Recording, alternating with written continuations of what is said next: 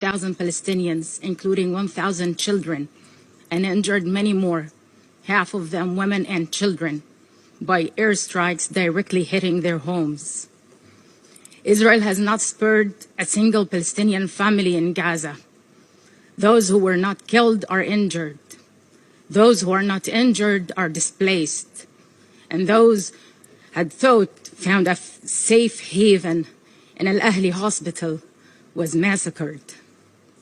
Does this make Israel feel more secure now? Does this fulfill the need for unconditional support to Israel? According to the UN, families in Gaza have been bombed by Israel while in their homes or on their way in search for a safe place along damaged roads following an Israeli evacuation order that left hundreds of thousands, but rather indiscriminate attacks against civilians. What is this, if not barbaric and brutal? Whitewashing Israel crimes in advance by proclaiming that Israel is not responsible for the killing of Palestinian civilians is inhumane and irresponsible, and it undermines the most fundamental rules of our international law-based order. Those doing the killings are responsible for it. We call on you to stand against Israel's crimes, to stop the massacres against my people, to stop the epic human suffering, and to ensure respect for international humanitarian law. Mr. Chair, dear colleagues, one thing, only one thing that deserves your unconditional support: justice, not vengeance. Supplies are running dangerously low. Hospitals, overwhelmed with patients and injured, are running out of medicine. Morgues are overflowing with bodies. Bodies are buried in mass graves.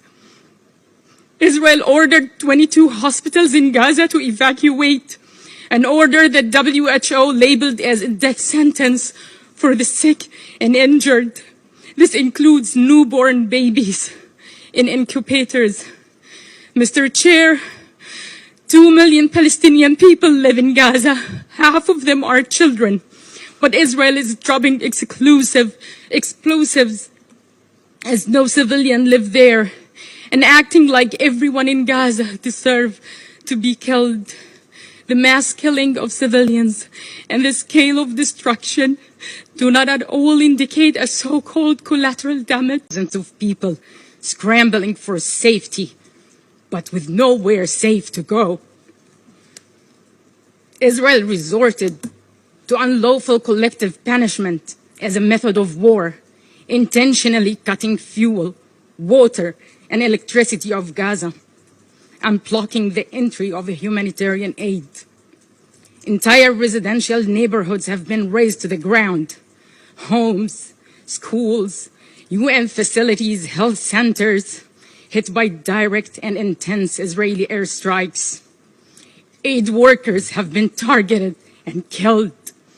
Rescue teams are struggling to carry out their missions amid continuous airstrikes.